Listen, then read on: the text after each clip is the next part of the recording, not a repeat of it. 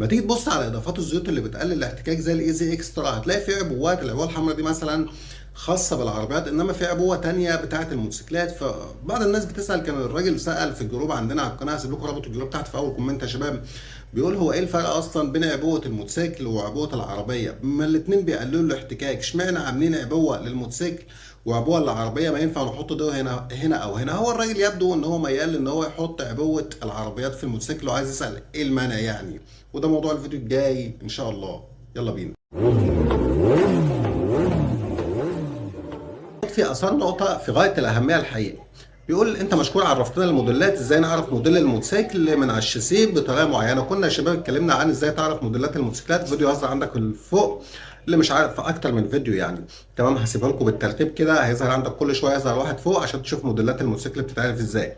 انما هو الراجل بيقول دلوقتي في عنده تاجر مدي اسعار اقل من المعارض، اللي هو مدي هوجن 5 ب 36,000، وده الزيرو والمستعمل ب 25,000، فدي اسعار تعتبر هاديه. فهو الراجل دلوقتي بدا يشك، هو بيبيع موتوسيكلات فيستك يعني ولا ايه؟ هو عايز ازاي يعرف ايه هي الرموز اللي بتعرفه ان ده موتوسيكلات ابو حوا ولا مش ابو حوا. شوف يا محترم، انت كده مش فاهم القصه. تمام، السؤال بتاعك بيدل على ان انت بعيد شويه عن القصه. ليه؟ اي موتوسيكل جواب ابو حوا هو ابو حوا. خلاص، خدت جواب ابو حوا، مفيش حاجه اسمها ده بقى ابو حوا والتاني ده مش ابو حوا. لا، بس ابو حوا عنده فئات، عنده موتوسيكلات مواتير مستورده ومعتمده و10/10، وعنده مواتير مش قوي، ثبت من التجارب ان في بعض المواتير عنده عمرت بسهوله ومن غير اسباب مقنعه. تمام، فهو عنده فقال فالوكيل اي موتوسيكل طالع من عنده هو بتاعه، ما تدورش في حته بتاعه ولا مش بتاعه، لا هو بتاعه. خلاص، اصلي هو بتاعه، شعبي هو بتاعه، طالما جوابه هو بتاعه، مش طالع من اي حته عنده. خلاص، انما اذا سالت ازاي نعرف الموتور ده حلو ولا مش حلو، تمام، فهو تحت الفيديو اللي حضرتك علقت تحته بالظبط هتقدر تعرف الموتور ده حلو ولا مش حلو. لكن في النهايه كل ابو حوا هو ابو حوا، هو طالع من عنده. خلاص، يعني انت ممكن تلاقي موتوسيكل طالع من عند ابو حوا مثلا، انا بس بقرب من دماغك اهو، ب 36,000، وعند حد تاني ب 35، فانت بتقول ده مش ابو حوا وابو 36 ده ابو حوا. لا، الاثنين ابو حوا والله. خلاص، فهمت الفكره. الاستاذ محمد يوسف بيقول ما تعمل لنا فيديو هندسه عن اضافات البنزين زي السيرامول والحاجات دي عشان نعرف فوائده واضراره. حاضر يا محترم، فعلا في كذا انواع من الاضافات يا شباب كده، ان شاء الله نجملها او نجمل معظمها في فيديو كده ونكلمك عن مميزاتها. خد بالك، هي موضوع اضرارها هي ملهاش اضرار قوي، خد بالك، انما استعمالها بشكل مستمر لا. انما استعملتها كده وقت الضروره هي مفيده جدا. هي عيبها بس ارتفاع التكلفه، ان انت النهارده لتر البنزين بكذا، هتحط اضافه كمان في التانك بكذا، ما هو العمليه عدت، وبعدين تيجي على الزيت بقى كذا، وبعدين تحط اضافه الزيت كذا، هتلاقي ماشيك على الطريق مكلف قوي. هو ده العيب في المبدئي، لحد ما نعمل فيديو تفصيلي عن الاضافات دي يا محترم. الاستاذ عبده 7802 بيقول هو زهق من الكره في الغيار الاول والثاني. كنت انت يا استاذ عبده تقريبا اللي قلت، كنت انا قلت لك سيب اخر حته في الدبرياج، سيبها مره واحده خلاص. فتقريبا انت كنت قلت لي ان انت لما بتسيبها مره واحده الموتوسيكل بيقوم ناطط منك كده، يعني ده مش كانش حل بالنسبه لك. شوف، هو ده الحل برضه، بس لما تيجي تسيب اخر حته في الدبرياج ما تكونش بتزود بنزين ساعتها، ابقى سيب البنزين. يعني انت بتطلع طلعتك العاديه خالص، تيجي في اخر حته وتقوم سايب البنزين، سايب الحته اللي هتسيب البنزين الاول. لان انت لو بتزود بنزين وسرعت هنا فانت كده ما عملتش حاجه، اصل انت زودت اللفات مع السرعه، لا هينتش منك زي ما انت بتعمل كده بالظبط. والكره برضه كمان مش هتكون بتتعالج برضه، بس القصه كلها انها هتيجي بسرعه، هتتعمل بس في وقت اقل. انما انت هدي الموتور خالص، اللي هو سيب البنزين، سيب اخر حته، وبعدين يبدا يطلع عادي طلعتك محترم تاني. القصه كلها اللي فايتاك هي حكايه انك تسيب البنزين، ما تبقاش بتزود بنزين ساعه ما تيجي تسيب اخر حته في الدبرياج. خلاص، ونفس الموضوع بالظبط الاستاذ مجدي تي اتش بيقول بيحصل حشرجه عنده في اخر الطلعه كده، في اخر حته في الدبرياج. نفس القصه بالظبط يا محترم. تعال عند الحته اللي انت بتتكلم عنها الاخيره دي وسيبها مره واحده، وقبل ما تسيبها مره واحده تكون سايب البنزين، ما تكونش بتزود فيها بنزين، اطلع طلعتك العاديه خالص. وصلت الحته اللي عليها الكلام سيب البنزين، سيب الحته دي بقى خلاص كده. هروح حط الدبلاش معشق و10/10. الاستاذ ميدو 2502 عنده تورسيكل سكانيا، بيقول اخر سرعه الموتوسيكل 60، وتورسيكلات سكانيا من 2021 هي دي سرعتها. ايوه يا محترم، هي دي سرعتها فعلا، ده مش عيب في التورسيكل، ده سرعته. انما خد بالك التورسيكل ده عزمه حلو، وخد بالك مش مديك سرعه زياده، بس ده لصالح العزم، والقصه دي من الدروبوكس يعني. ما خد بالك ان فكره السرعه دي ما تيجي تسال نفسك سؤال، هو ازاي الموتوسيكل، ما هو أصل خد بالك هو نفس موتور الموتوسيكل، ازاي الموتوسيكل اصلا موتور الموتوسيكل ده بيجر البلوه دي كلها في التورسيكل؟ ازاي؟ الدربوكس على طول، اللي هو تخفيض الاحمال، عندك حمل كبير بتوزعه، بتاخد كده من السرعه وتوزعه، يقوم الموتوسيكل يقدر يجرها، وده على حساب السرعه. ده طبيعي في الموتوسيكل يا محترم، وكون ان التورسيكل وكون التورسيكل واقف عند السرعه دي مفيش اي مشكله خالص، بس انت بتفهم على طول ان التورسيكل ده عزمه حلو وبيجره كويس وعافي في الشد. خد بالك اي تورسيكل سرعته بتعلى، هو جاي من بلده كده، من اصله كده سرعته عاليه، اعرف ان عزمه ضعيف مش زي اللي سرعته قليله.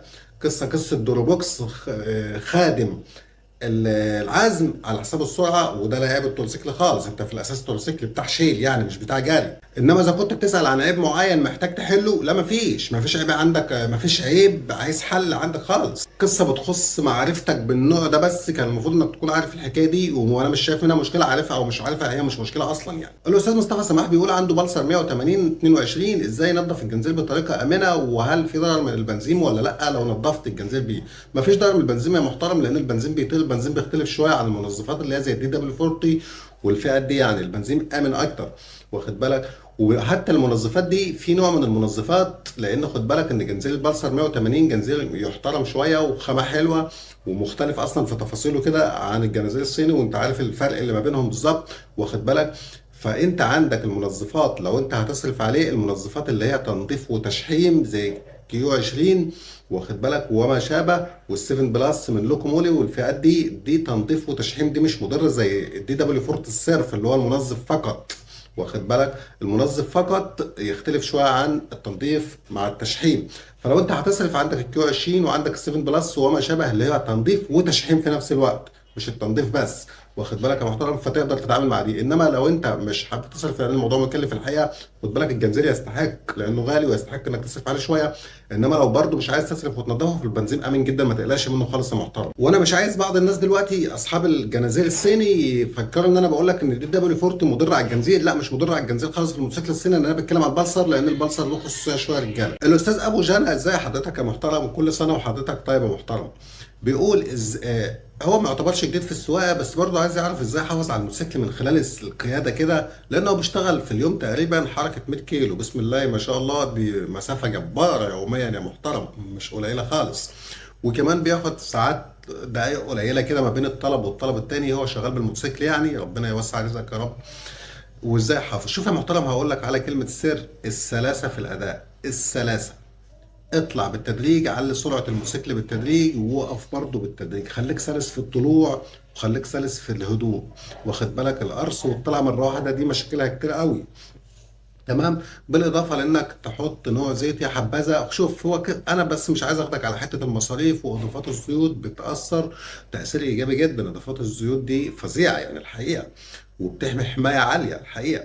انما خلينا ما نروحش الحته دي عشان بس هي في نفس الوقت مكلفه شويه، وخلينا نتكلم في السلاسه فقط، سلاسه الاداء. تروح وتيجي على سلاسة الأداء، اطلع هادي كده، علي بالتدريج وهدي برضو بالتدريج، تلاقي موتوسيكلك مش بيشتكي من أي حاجة يا محترم. وحاول تخلي سرعتك دايما في المتوسط، فوق المتوسط، دي أعلى سرعة برضو بتحافظ على الموتوسيكل بتاعك، وربنا يستر علينا جميعا. وطبعا أنت متابع معانا وبتشوف دايما التوصيات باستمرار يا محترم إن شاء الله، لأن الدنيا مش واقفة عند دي بس، حاجات كتير قوي يطول الحديث فيها يعني. الأستاذ أسامة غير طقم صاج للموتوسيكل، وبيقول ازاي أقدر أحافظ بقى على الطقم الجديد، يعني على إنه يفضل بلمعان وكده. الراجل المحترم رد عليه وقال له سكرينة شفافة. الحقيقة السكرينة بتحافظ على اللمعان أطول فترة ممكنة، وحتى السكرينه دي لما بتتبهدل بتغيرها وبتحط في بالفعلان. الله ينور على الراجل اللي رد عليك، ده رد ممتاز يا محترم.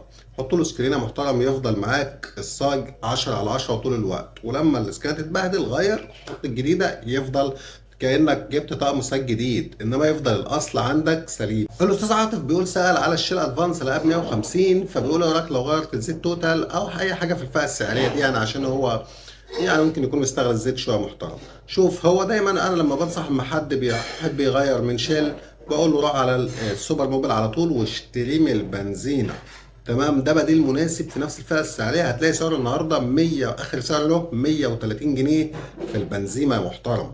تمام، وده بديل مناسب، وانا بكون ميال له اكتر كمان يعني، مش بديل، لا اعتبره هو الاصلي يعني. وده طبعا من غير الشباب، السوبر موبيل مش متميز عن شيل ادفانس في حاجه، العمليه عمليه راحه نفسيه لا اكتر ولا اقل. بالنسبه لي انا شخصيا برتاح للسوبر موبيل شويه عن الشيل ادفانس، وبدون اسباب، ما تسالنيش على اسباب لان ما عنديش اسباب اقولها يعني، راحه نفسيه زي ما قلت لك. الاستاذ احمد حسن بيقول ما عنديش سؤال، وكل سنه وحضرتك طيب. وحضرتك طيب وبصحه وبخير وسعاده دايما يا استاذ احمد. والله يا استاذ احمد انا بحبك في الله، وربنا يديم المعروف ما بيننا دايما يا محترم. الاستاذ عمرو خالد الليثي بيقول عايز نوع او اسم ماده تمنع تاكل التروس. التروس في الموتور يعني، انت تقصد كده.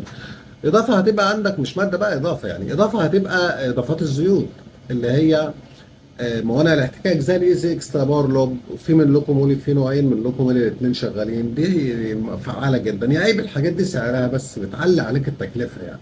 الزيت نفسه دلوقتي مشكله، الزيت نفسه ما بالك لما تحط له اضافه بقى واسعارها غاليه يعني. وبرضه الاستعمار خالد لسه بيقول ينفع اعدل مساعدين لهجن 4 اخليها مقلوبه؟ لا مش هتركب، هو هتشتغل يعني بس هي مش هينفع تركب يعني. ولو انت وصلت لحد هنا يا صاحبي فده معناه انك من المتابعين المميزين والمهتمين بالقناه وبمحتواها، وعشان كده ما تنساناش دايما بتشجيعك وبدعمك وباللايك الجميل بتاعك اللي بالتاكيد بيفرق معانا ان شاء الله.